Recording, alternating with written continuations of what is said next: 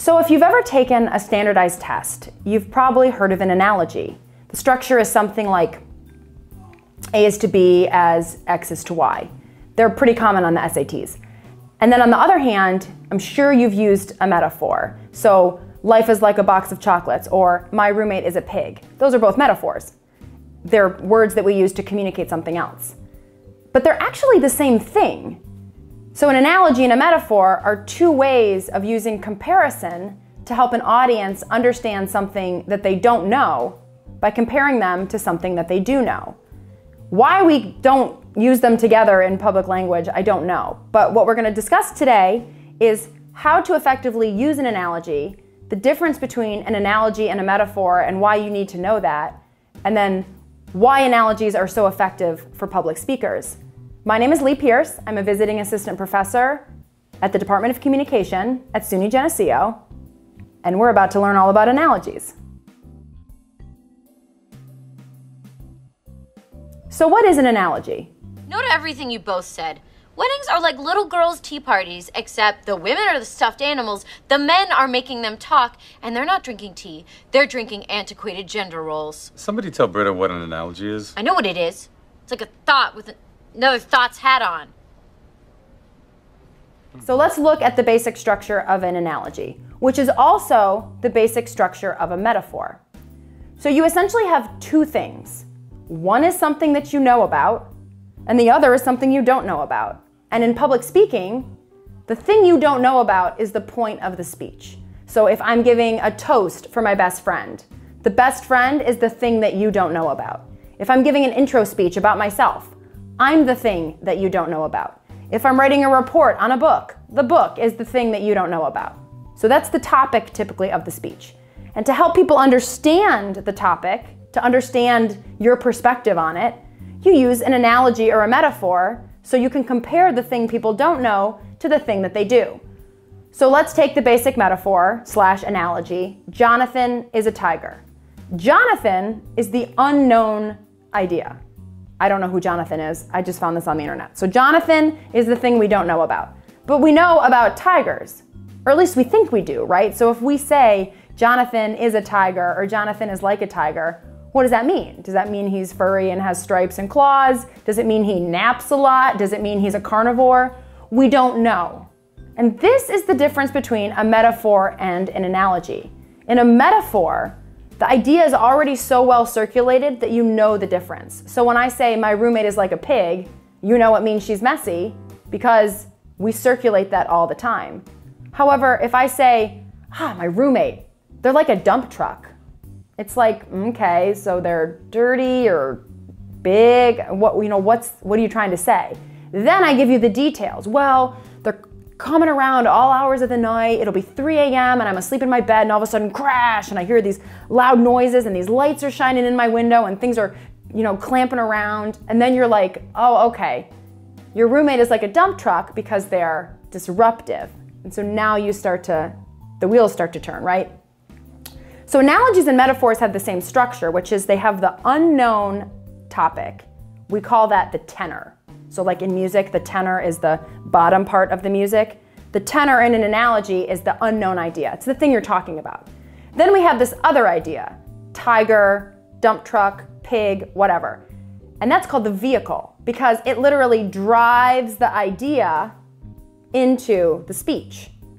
So you've taken one thing's hat and put it on the other thing. So dump truck, the idea is disruptive, and now I'm gonna transfer it to my roommate.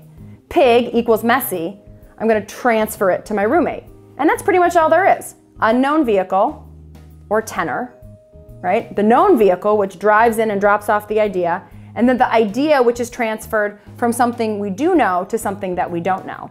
And there you have an analogy. And the only difference between an analogy is that we don't know what the idea is, so we have to describe the vehicle. But then in a metaphor, we already know, so they're shorter. You can use both in a speech. Metaphors happen a lot faster because the audience immediately understands your point. Analogies take a little bit longer to set up, but they're more effective in some ways because the audience really gets to participate in what's happening.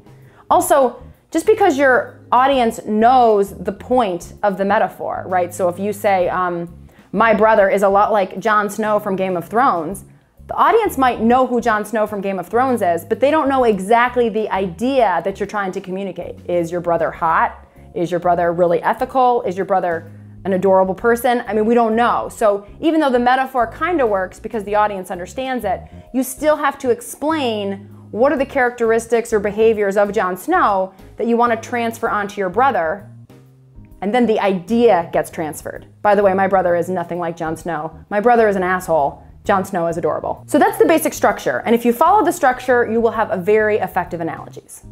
What usually happens though is when people give analogies in speeches, either they don't take long enough, so they kind of treat them like metaphors.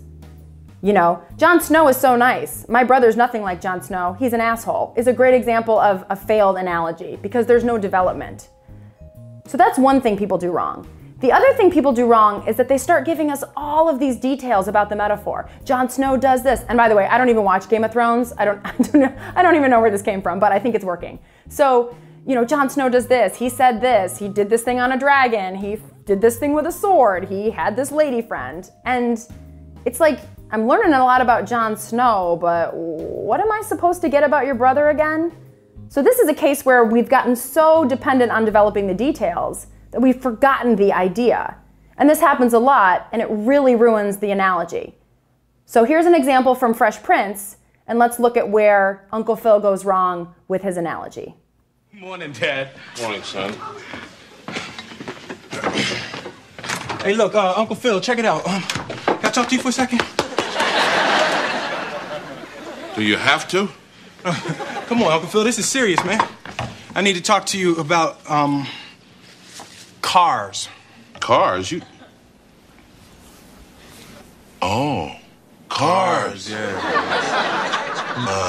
Yeah, well, I guess it is about time that you and I started talking about cars.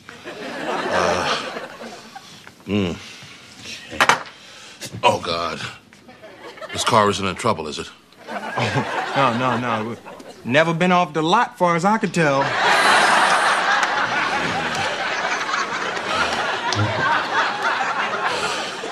Look, Will, driving is serious business. Well, these days, you got to think about safety. You never want to go for a ride in a car without your seatbelt.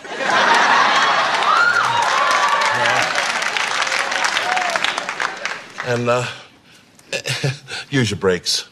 Don't floor it. Because then you throw a rod, you flood your carburetor, you crack your block. You understand what I'm saying? Nah, man.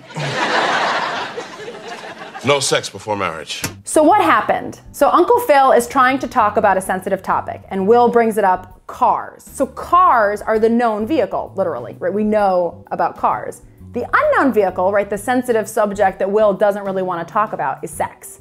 And so they're going to use cars to describe what needs to be understood and drive it in and transfer it onto sex. But we're never going to talk about sex, right? And this is the key to a really stellar analogy. You only describe the known vehicle, right? I never talk about my brother. I only talk about Jon Snow. And then as I'm describing these things, the audience makes the transfer. And that's really important because then the audience is participating in the speech, even if they're sitting there. But Uncle Phil goes awry because instead of focusing on the idea that he wants to communicate, he starts talking about all this car stuff like cracked blocks and radiators and like who knows. And so then at the end, when he says, "Do you understand what I'm saying?" Will's like, "No." Because what happened is he was really trying to communicate a bunch of stuff, right? In the very beginning, when he talks about taking it slow and taking it easy, you think he's kind of talking about preventing heartbreak or maybe even using protection. But then later, when he starts talking about crack your radiator and your block, then we don't kind of know what's going on. Like maybe there's a heartbreak or somebody's getting pregnant. I don't know, things get real weird. And then it turns out it was about abstinence. What? But none of those details about the car had anything to do with abstinence. So at the end, the analogy has totally failed and Will is just as confused as he was when they started. So when you use analogies in your speech, it's pretty simple. Follow the basic formula, right? Unknown vehicle is the topic. Known vehicle is the thing you're going to describe. And you choose the details of the known vehicle to drive in the idea that you want to transfer. The point is not to describe cars. The point is to choose details about cars so that the audience goes, oh, I get it about sex. And at the end of this video, I'm going to post a link to a really awesome analogy comparing, sexual consent to tea, which I'm sure you've heard before, but if you haven't seen this video, it's a great example of a basic, well-done analogy. So that's one piece of advice. The other piece of advice is to take your time. Analogies are like stories. They require detail and development. You're going to need 30 or 45 seconds. So if your analogy is only 5 seconds or 10 seconds long, it's basically a metaphor. It's fine to have one, but don't assume it's going to do the work that an analogy will do. And the last piece of advice for an analogy is it really has to be detailed to the point of absurdity, right? So not the way that Uncle Phil is absurd, but you have to really focus on the concrete details. Seatbelts, crack your block, carburetor, radiator, where you park. I mean, you have to really see the car and describe the parts of it that matter for the analogy. I always tell students, if you come up with a great analogy, go do a Google search for the thing that you're describing and read about what that's like. So, like you remember the honey badger YouTube thing, which is like, here's a house full of bees. You think the honey badger cares? It doesn't give a shit. The honey badger doesn't care. It's getting stung like 1,000 times. It doesn't give a shit. It's hungry. So if I stand up and I'm like, my friend is just like a honey badger because she does not give a shit. That's fine. It works as a metaphor. It's cute. But if you really want it to work as an analogy, you have to describe what honey badgers do that makes them not give a shit. And you may not know. You're like, well, I like this metaphor, but I don't know how honey badgers behave. You got to read about honey badgers. You got to detail how honey badgers burrow and how they treat their mates and what they do with their young and all this stuff. Because as you do that, I, the audience member, am going, oh, that's what your friend is like. So that's how it works. So there you have it. Basic structure of an analogy, best practices for putting them together. And remember, metaphors and analogies are not the same thing. And the key to a great analogy is you have to have so much detail that it's almost ridiculous. Feel free to leave questions in the comments, and good luck public speaking.